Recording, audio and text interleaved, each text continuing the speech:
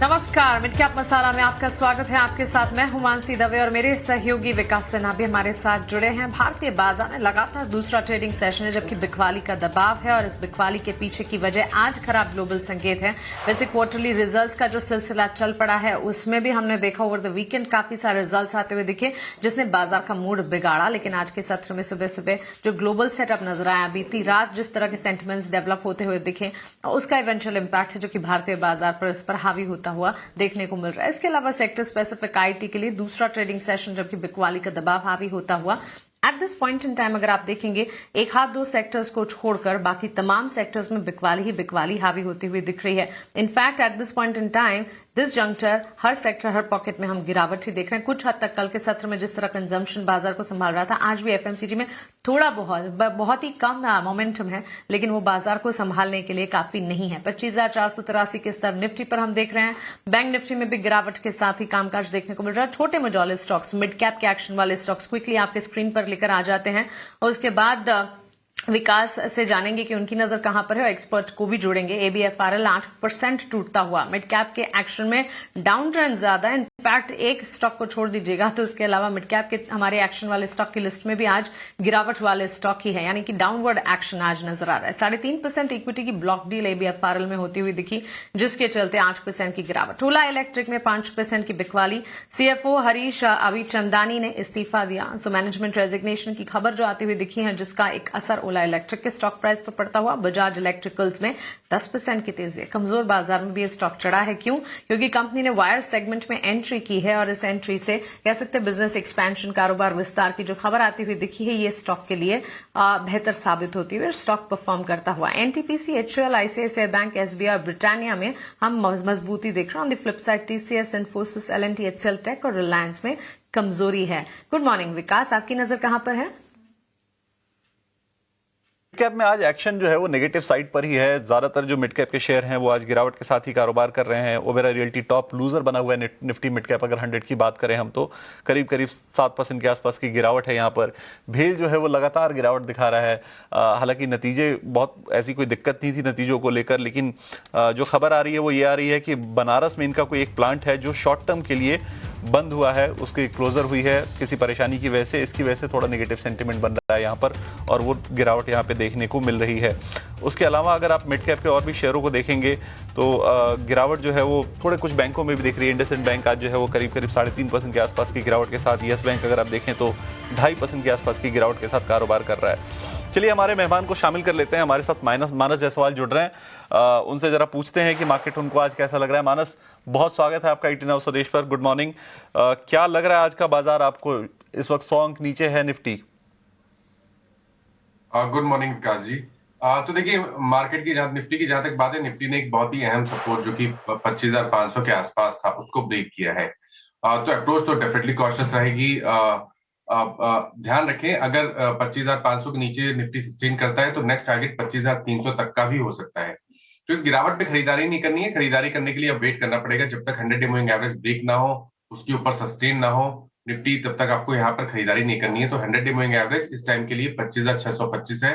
उसके ऊपर निफ्टी निकले तो ही आपको फ्रेश खरीदारी निफ्टी पे करनी है, उससे पहले फ्रेश खरीदारी नहीं करनी है। लेकिन बैंक निफ्टी में देखें तो बैंक निफ्टी में कंसोलिडेशन दिखता है। बैंक निफ्टी अभी भी 10-20 मूविंग एवरेज के ऊपर ट्रेड कर रहा है।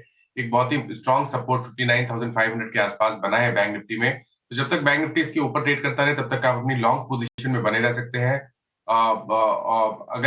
अगर बैंक निफ्टी 60,000 के ऊपर निकलेगा तो शायद आपको 1,000 पॉइंट की तेजी बैंक निफ्टी दिखा सकता है। तो ज्यादा बेहतर स्थिति में बैंक निफ्टी है, बट फिलहाल के लिए फ्रेश खरीदारी दोनों इंडाइसेस में नहीं करनी है। बिल्कुल, तो इंडाइसेस पर राय क्लियर है कि आपको नई खरीदारी नहीं करनी है, आपको वेट करना है। अहम लेवल्स जब निकलेंगे, 100 डीएमए के ऊपर जब निकलेगा तो उसके बाद ही आपको नई खरीदारी का रुख आपको अपनाना है। लेकिन मानस, आप आज कौन से शेयरों में खरीदारी या फिर बिकवाली की राय दे रहे हैं? क्योंकि हमारे जो व्यूअर्स हैं वो ये तो जरूर चाहेंगे कि आज अगर मार्केट खुला है तो कुछ ट्रेड तो लेंगे ही। तो क्या ट्रेड है आपके आज? तो देखिए, 2 रिकमेंडेशन है, एक लॉन्ग साइड पे है और एक शॉर्ट साइड पे है। पहला जो खरीदारी करने का ट्रेड लेना है वो हिंदुस्तान यूनिलीवर पे लेना है। स्टॉक ने अपने 200 डे मूविंग एवरेज को ब्रेक किया है, एक ब्लैक पैटर्न का ब्रेकआउट है। तो एचयूएल में खरीदारी करेंगे 2414 2414 के स्टॉप लॉस से खरीदारी करनी है। 2480 2480 तक के टारगेट्स पॉसिबल है एचयूएल में। जो दूसरा रिकमेंडेशन है वो यूपीएल का है और यहाँ पर एक सेल रिकमेंडेशन है। यूपीएल ने लोअर टॉप लोअर बॉटम्स का कंफर्मेशन दिया है, 50 डे मूविंग एवरेज के नीचे गया है, तो यूपीएल में एक सेल ट्रेड लेना है। 781 के स्टॉप लॉस से बिकवाली करने का ट्रेड लेना है। 720 रुपए तक के टारगेट्स पॉसिबल है यूपीएल में। ओके तो चलिए ये राय फिलहाल हमें मिलती हुई UPL sell strategy towards downside 755 के लेवल्स पर फिलहाल कामकाज है, लेकिन यहां से फर्दर डाउनसाइड नजर आती है। 720 तक ये लुढ़क सकता है। 4% की गिरावट यहां से और ज्यादा गिरावट की आशंका। 781 का स्टॉप लॉस। लेकिन मिड कैप में और गिरने वाले स्टॉक्स जो है, मानस गुड मॉर्निंग, उस पर आपसे टेक जानना चाहेंगे। रियल एस्टेट सेक्टर में अभी हम गिरावट देख रहे हैं। ओबरॉय रियल्टी के स्टॉक प्राइस को देखें, इनफैक्ट कल के सत्र में भी हमने देखा शोभा लिमिटेड में बिकवाली का दबाव देखने को मिला था। ओबरॉय रियल्टी आज के सत्र में गिरावट झेलते हुए, बीएचईएल, प्रेस्टीज, यूपीएल जैसे स्टॉक्स रियल एस्टेट सेक्टर में इस गिरावट को किस तरह से प्ले आउट करना चाहिए? क्या एक मौका है या फिर अभी भी वेट एंड वॉच का नजरिया अपनाकर चलना चाहिए? गुड मॉर्निंग मानसी जी। तो देखिए जो रियल्टी स्पेस है वो उसमें लगातार वीकनेस बनी हुई है। अगर आप पिछले 3 हफ्ते देखें तो ज्यादातर स्टॉक में लोअर टॉप लोअर बॉटम बन रहे हैं। इंपॉर्टेंट ये है कि ओबराय रियल्टी ने आज एक बहुत ही इंपॉर्टेंट सपोर्ट ब्रेक किया है। 1575 पे एक सपोर्ट था जिसको स्टॉक ने ब्रेक किया और वहां पर वॉल्यूम देखने को मिले हैं। आई थिंक स्टॉक तैयार है अपने 200 वीक मूविंग एवरेज को टेस्ट करने के लिए, जो कि 1425 है। तो करंट लेवल से भी 100-125 रुपए की गिरावट देखने को मिल सकती है। तो इस गिरावट पे खरीदारी ना करें। कभी कोई रिकवरी देखने को मिले तो वहां पर लॉन्ग पोजीशन से निकलने की कोशिश करनी है। ओके तो चलिए हर गिरावट, हर उछाल पे एक बार निकलने की ही चेष्टा आपको करनी है। वैसे ही मार्केट का सेंटिमेंट काफी हद तक गड़बड़ाया है और अब नेक्स्ट ट्रिगर की इस मार्केट को जरूरत है। देखना होगा कि क्या बजट वो एक नेक्स्ट ट्रिगर साबित होता है नहीं, लेकिन फिलहाल हर तरफ से चौतरफा हम देख रहे हैं बिकवाली का दौर जो है बाजार पर हावी होता हुआ। बहरहाल कुछ तमाम काउंटर्स जहां पर मूवमेंट नजर आ रही है, उस लिस्ट में कुछ फार्मा स्पेस से जुड़े स्टॉक्स हैं, likes of Torrent power, Coromandel international जैसे स्टॉक्स हैं। यहां पर थोड़ी बहुत ही सही लेकिन एक मूवमेंट हम देख रहे हैं। अच्छा, एल&टी फाइनेंस के चार्ट्स को एक बार पुल अप करना चाहेंगे। मानस, एक टेक आपसे समझना चाहूंगी। करीब 2% की मजबूती पर यह स्टॉक इस वक्त खड़ा है। वॉलेटाइल क्यूज है यहां पर, जिनकी पोजीशन से उन्हें क्या करना चाहिए? तो देखिए कल से पहले अगर देखें तो एल&टी फाइनेंस में करेक्शन देखने को मिला था। स्टॉक ने 20 वीक मूविंग एवरेज पे सपोर्ट लिया। आज जब रिकवरी देखने को मिल रही है तो स्टॉक ने 10 एंड 20 डे मूविंग एवरेज को रीगेन कर लिया है। आई थिंक यहाँ पर एक अपॉर्चुनिटी दिखती है। एक लॉन्ग साइड पे ट्रेड लेना चाहिए। 296 के स्टॉप लॉस से लॉन्ग साइड पे ट्रेड ले सकते हैं। टारगेट आपके 325 रुपए के आसपास के हो सकते हैं।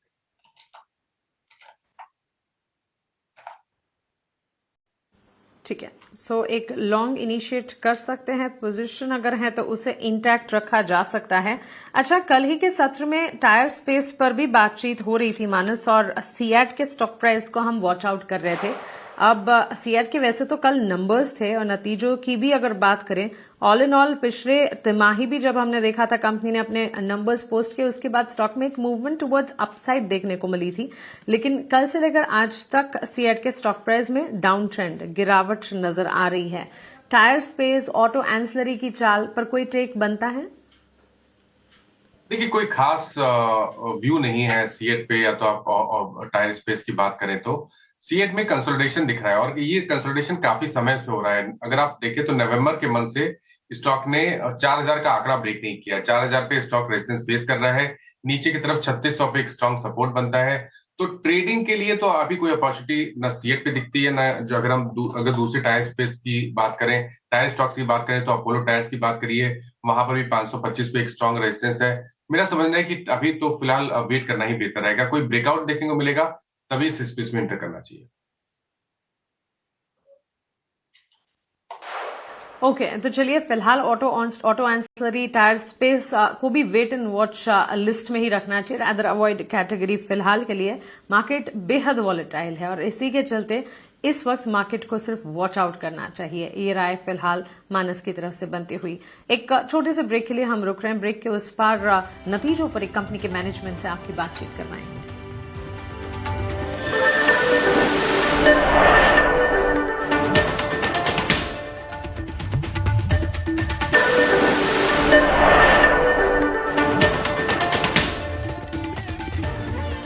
मिड कैप मसाला में एक बार फिर से आपका स्वागत है। अब बात करते हैं एक कंपनी की जिसके नतीजे आए। कंपनी के नतीजे काफ़ी अच्छे रहे। हम बात कर रहे हैं हिंदुस्तान जिंक की। तीसरी तिमाही के नतीजे कंपनी ने जारी किए थे और नतीजे काफ़ी बेहतरीन रहे थे। मुनाफा करीब करीब 46% बढ़ा, तो वहीं आय भी करीब करीब 27% के आसपास की ग्रोथ के साथ आया था। अगर आप इवन मार्जिन की भी बात करेंगे तो मार्जिन भी कंपनी का 291 बेसिस पॉइंट बढ़ा है इस तिमाही के लिए। लेकिन क्या प्लान्स है कंपनी के आगे? ये नतीजे इतने शानदार कैसे रहे? आगे क्या करने वाले हैं? ग्रोथ कैसे फ्यूल की? ये सारी चीज़ें समझनी भी ज़रूरी है और ये सारी चीज़ें समझाने के लिए इस वक्त मेरे साथ कंपनी के टॉप मैनेजमेंट से जुड़ चुके हैं कंपनी के होल टाइम डायरेक्टर और सीईओ मिस्टर अरुण मिश्रा। अरुण जी, बहुत स्वागत है आपका ईटी नाउ स्वदेश पर। और पहला सवाल सर मेरा है आपसे जिंक के कॉस्ट ऑफ प्रोडक्शन के ऊपर, कि जो जिंक का कॉस्ट ऑफ प्रोडक्शन है वो Q3 में गिरकर $940 पर टन के आसपास आ गया, जो पिछले 5 साल का अगर हम कहेंगे तो सबसे निचला स्तर है। तो आगे के लिए ट्रेंड आप क्या देख रहे हैं? Q4 में जो FY26 का Q4 होगा उसमें क्या ट्रेंड देख रहे हैं आप कॉस्ट ऑफ प्रोडक्शन का?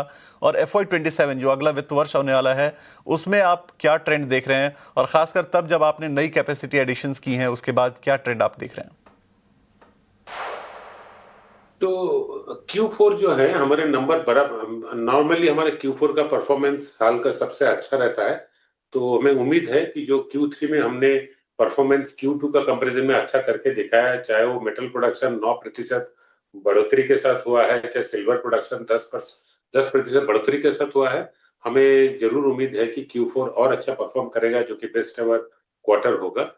इसके आगे बोलना मुश्किल है क्योंकि हमने जो सालाना गाइडेंस दिए हैं, हमें उम्मीद है कि उस गाइडेंस में हम लोग बरकरार रहेंगे। बिल्कुल अरुण जी, सिल्वर प्राइसेस की अगर बात करें काफी एलिवेटेड रहे हैं और of course on the back of supply tightness, और साथ ही इंडस्ट्रियल डिमांड भी स्ट्रांग रही है। सिल्वर ना सिर्फ एक प्रेशियस मेटल बट एक इंडस्ट्रियल मेटल भी है और इसी के नाते हमने ये एलिवेटेड प्राइस लेवल्स देखे हैं। लेकिन करंट प्राइस लेवल जो है उसे कितना सस्टेनेबल आप देखते हैं इनटू FY27 और इसे किस तरह से earning sensitivity of the company में ट्रांसलेट होता देख रहे हैं आप? नॉर्मली सिल्वर जो है हमारा पहले 33% कंट्रीब्यूट करता था, वो बढ़ते बढ़ते 44-45% हो चुका है और ये हमको लगता है जारी रहेगा, क्योंकि सिल्वर का जो प्राइस है, इसका जो बेसिक फैक्टर्स है, चाहे वो डिमांड बहुत ज्यादा हो जाने का हो, तो वो आगे जाके भी ऐसा ही रहेगा, उम्मीद है। बट मैं इसको प्रेडिक्ट नहीं करना चाहता हूँ, क्योंकि ये प्राइस हमने कभी सोचा नहीं कि इस लेवल तक सिल्वर का प्राइस पहुंच सकता है। तो आगे जाके देखना होगा ये कहाँ ये ठहरता है, आगे और बढ़ता है कि क्या होता है। जिंक का प्राइस मोर और लेस स्टेबल रहेगा, 1%, 1.5% growth in zinc demand all over the world. So I think as far as future is concerned, we will continue to focus on more and more zinc production, ensuring good grade। हमारे जो mine से product निकलता है उसका grade अच्छा हो, हमारे silver का रिकवरी अच्छा हो, स्मेल्टर्स में जो पहले फ्यूमर चलाए थे सिल्वर का प्रोडक्शन बढ़ाने के लिए, उसका परफॉर्मेंस और अच्छा हो, कोई नया टेक्नोलॉजी हम इम्प्लीमेंट करें, जो जिंक का अंदर में कुछ लेड मिसप्लेस होता है उसको निकाल के और उसमें से सिल्वर निकालने के लिए। तो मेरा कहना यही है कि प्राइस के ऊपर ध्यान नहीं देके हम लोग फोकस करेंगे प्रोडक्शन के ऊपर, ताकि कुछ भी प्राइस हो उसका बेनिफिट हमें मिले। बिल्कुल। बात सर एबिटा मार्जिन के ऊपर करना चाहूंगा कि इस बार आपका Q3 में दिसंबर तिमाही में आपका जो एबिटा मार्जिन है वो करीब 55% के आसपास, 55% से इनफैक्ट आगे निकल गया, 55% से ज्यादा आया है। तो आप इसमें से कितना पार्ट स्ट्रक्चरल देख रहे हैं? एबिटा में जो ये हाइक है उसमें से कितना पार्ट आप स्ट्रक्चरल देख रहे हैं और कितना सिर्फ इसलिए बढ़ा है क्योंकि कमोडिटी प्राइसेस ऊपर गए हैं और उसकी वजह से ये जो है वो आपको एबिटा मार्जिन भी ज्यादा मिले हैं? और एक और चीज मैं समझना चाहूंगा कि ये फिगर जो है वो आगे के लिए कितनी सस्टेनेबल है, क्या ये कंटिन्यू होगी आगे भी? नहीं, एबिटा परसेंटेज जो है, जब तक सिल्वर का प्राइस, जिंक का प्राइस ज्यादा है, एक तो उधर से कंट्रीब्यूशन है। इसके अलावा भी हम सबसे लोएस्ट एवर कॉस्ट $940 में हमने प्रोडक्शन किया है, जो कि स्ट्रक्चरली हमने काफी काम किया कॉस्ट में, चाहे वो ज्यादा से ज्यादा इंडियन कोल कंज्यूम करके हो, या तो हमारे जो रिन्यूएबल पावर कंजम्पशन उसको बढ़ा करके पावर कॉस्ट कम कराना हो। और ये जारी रहेगा, आगे जाके भी हमने इस कॉस्ट को और इससे कम करेंगे। और इसके अलावा जो प्रोडक्शन हुआ है Q3 में, प्रोडक्शन Q2 से, जैसे मैंने अभी थोड़ी देर पहले ही बताया कि मेटल प्रोडक्शन 9% बढ़ा है, सिल्वर प्रोडक्शन 10% बढ़ा है। Q4 हमारा और अच्छा रहेगा, हम जरूर Q3 से ज्यादा Q4 में प्रोडक्शन करेंगे, तो मेरा कॉस्ट और कम ही रहेगा करंट Q3 कॉस्ट। तो ये एबिटा परसेंटेज जो है ये हमको लगता है ऐसा ही रहना चाहिए आने वाले 3-4 क्वार्टर में, जब तक ना हमारा जिंक और सिल्वर का प्राइसेस में कोई बदलाव नहीं हो। एब्सोल्युटली अरुण जी, साथ साथ अब आपके प्रोजेक्ट्स की अगर बात करें, वैसे तो number of projects under way है इस वक्त जो पाइपलाइन में है। हमें बताएं केपेक्स फाइनेंसिंग प्लान, कारोबार विस्तार को लेकर किस तरह के प्लान्स बनाकर आप चल रहे हैं, स्पेशली चंडीगढ़, दारिबा और देबारी प्रोजेक्ट्स को लेकर? नहीं, हमारे केपेक्स तो सेल्फ फंडेड है। हमारे केपेक्स का फाइनेंसिंग के लिए कोई बाहर से कोई एफर्ट या कुछ हमको नहीं चाहिए। हमारा जो प्रोजेक्ट है, चाहे 250,000 टन स्मेल्टर का हो देबारी में, या तो हमारा एक्सपेंशन ऑफ माइंस हो, चाहे हमारा टेलिंग्स रिसाइकलिंग प्लांट हो, सारे हमने ऑर्डर प्लेस कर दिया है। पार्टीज को एडवांस में मिल चुका है, तो अभी ग्राउंड में काम चालू हो रहा है। तो इसमें फंडिंग का कोई इशू नहीं है हमारे सामने। बिल्कुल। सर, एक और चीज, Q3 में आपने काफी शानदार परफॉर्मेंस आपकी कंपनी ने किया है फाइनेंशियली अगर देखा जाए तो क्या FY26 के लिए आप वॉल्यूम और कॉस्ट गाइडेंस सेम रखना चाहते हैं, या फिर आप कोई रूम देख रहे हैं अपग्रेड का Q3 परफॉर्मेंस के बाद? नहीं, हम गाइडेंस नहीं बदलने वाले, क्योंकि हमने Q3 में जो H1 में प्रोडक्शन कम हुआ था, उसका कुछ हद तक हमने मेकअप करने का कोशिश किया है। तो आगे चल के भी हम गाइडेंस में कोई बदलाव नहीं करेंगे। रदर जो गाइडेंस दिए हैं उसको हमने अचीव करने की कोशिश करेंगे। बिल्कुल। अरुण जी, एक आखिरी चीज आपसे समझना चाहेंगे, ग्लोबल जिंक और साथ ही सिल्वर डिमांड सप्लाई सिनेरियो को आगे चलकर आप कैसा देख रहे हैं?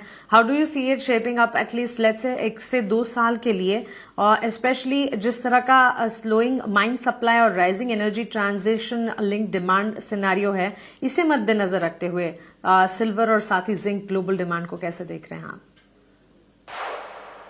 तो ये दोनों फैक्टर जो आपने बताया, कि चाहे वो टाइट सप्लाई हो, चाहे राइजिंग डिमांड हो इंडस्ट्रियल सिल्वर कंजम्पशन में, वो ऐसे ही जारी रहेगा। तो हमारे समझ से ये जो करंट कंडीशन है सिल्वर का, इसमें कोई बड़ा बदलाव आने वाला नहीं है। जिंक का ग्रोथ जैसे मैंने बोला कि 1% to 2% का अंदर में रहेगा, तो वो कुछ जरूर जिंक का लोग एक्सपेंशन कर रहे हैं, उसका असर क्या पड़ेगा कंसंट्रेट सप्लाई में, वो आगे जाके देखना है। एब्सोल्युटली अरुण जी, बहुत शुक्रिया आपका हमारे साथ जुड़ने के लिए, सवालों के जवाब देने के लिए। आपको हिंदुस्तान जिंक को आने वाली तिमाही, आने वाले क्वार्टर्स के लिए ढेरों शुभकामनाएं। मानस जी, आप सुन ही रहे होंगे, हिंदुस्तान जिंक के मैनेजमेंट से हम बातचीत कर रहे थे। कंपनी के तिमाही नतीजे हैं, बेहतर नंबर्स रहे। मैनेजमेंट का भी ये कहना है कि सिल्वर जो है वो आगे भी ग्रो करता दिखेगा और उनका फोकस खास तौर से वॉल्यूम्स पर है। Q3 प्रोडक्शन की अगर बात करें, उसमें भी 7 से 9% तक का इजाफा देखने को मिला है। ऑल इन ऑल नंबर्स ठीक ठाक रहे हैं। स्टॉक प्राइस में भी हम देख रहे हैं एक मोमेंटम बेस्ड कामकाज देखने को मिला था दिन की शुरुआत से, वहां से अब हल्का हुआ है। हिंदुस्तान जिंक पर आपकी राय क्या होगी? देखिए, व्यू तो अभी भी पॉजिटिव है, क्योंकि करीब 2-3 हफ्ते पहले हमने कंसोलिडेशन देखा था, लेकिन पिछले 3-4 दिनों के मूव को देख के लग रहा है कि रैली वापस रिज्यूम हो गई है। तो जब तक 640 के ऊपर ट्रेड करता रहे, तब तक यहाँ पर लॉन्ग पोजीशन में बने रहना चाहिए या डिप पे खरीदारी करनी चाहिए। आई थिंक 700 रुपए के लेवल्स को टच करने का पोटेंशियल स्टॉक पे डेफिनेटली है।